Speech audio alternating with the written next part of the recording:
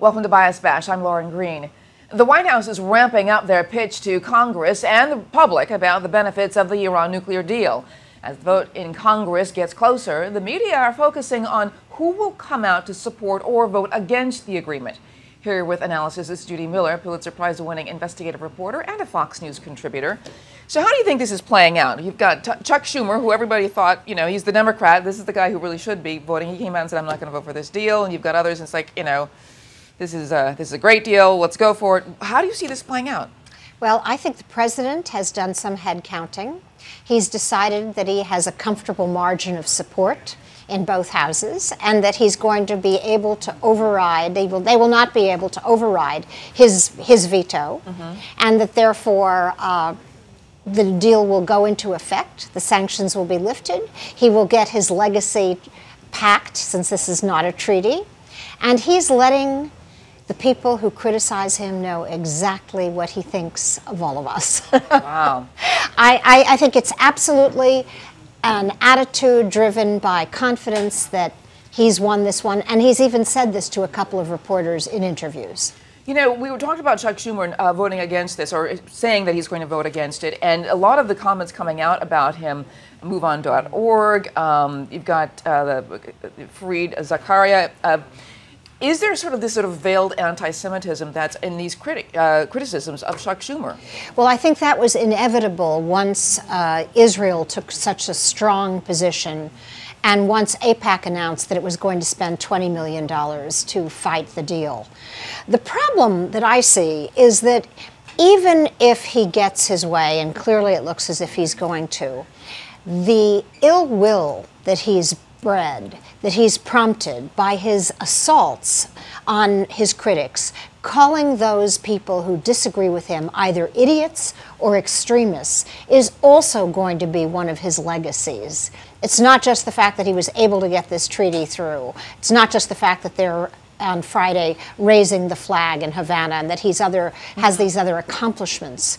He has so poisoned the well and left the country so divided with attacks like this on his critics, where he could have been gracious knowing that he had the votes or thinking that he did. He's chosen to be hostile, and that leads some politicians and some analysts to suspect that the reason he's doing this in part is to increase the partisanship, to make it, as Kay Bailey Hutchinson said, impossible for Republicans to vote for the treaty. I almost got the feeling in his pitch to support the Iran deal that he really didn't want it passed, because why would you offend the people, the very people that are going to, that you're going to need your vote? Like, as you say, he did the math and said, but you're, like you say, Senator Kay Bailey Hutchinson says at this point, the president has made it impossible for Republicans to vote for the deal. Right, and you would only want to do that if you wanted to establish a clear us versus them mantra,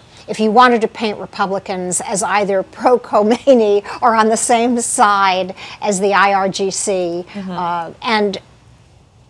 or as idiots, as people who don't understand the grander truth that Obama alone seems to see.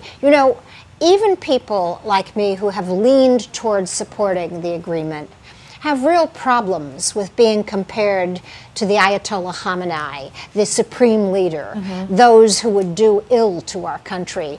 And when the president actually reminded Democrats who had voted for the war in Iraq that you were wrong the last time and this time you'd better stick with me, in the same speech meant to sell his proposal, you had to wonder what he was really thinking and why he was doing this. One of the questions I have, though, is why aren't the media picking up on the divisiveness of the Obama presidency, the administration? Because, this comes from a philosophical background, but they're not examining their own hearts if that's what it is, that they agree with this. They agree with this divisiveness that says, you're the problem and we have the solution. Well, since he doesn't give a lot of interviews to the media, it's kind of presumptuous of the media to get inside of his head and for us to try and figure out what's motivating him. But I see a kind of continuation of what has long troubled me about the president, and that is his belief that he is smarter than everybody else, that he's the smartest guy in the room, that everybody else is wrong or duplicitous, and that he alone has some kind of wisdom and truth, knowledge of the truth that makes it, what other people think completely indifferent to him. Look, what I find astonishing about him is, to a large extent, he has succeeded with this strategy, with the divisiveness and with the arrogance.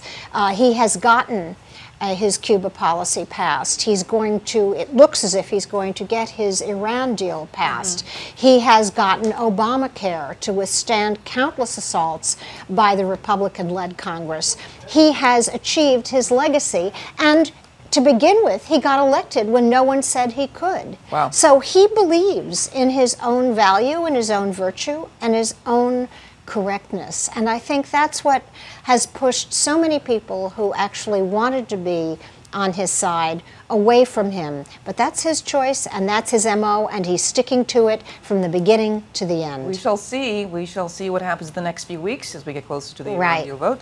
Of course, the next year as we get closer to the 2016 election. Right. Thanks so much, Judy Miller. Thank you. And to hear more media analysis on this topic, catch Media Buzz with Howard Kurtz, Sundays at 11 a.m. Eastern and again at 5 p.m. Eastern on the Fox News Channel. I'm Lauren Green, and thanks for watching.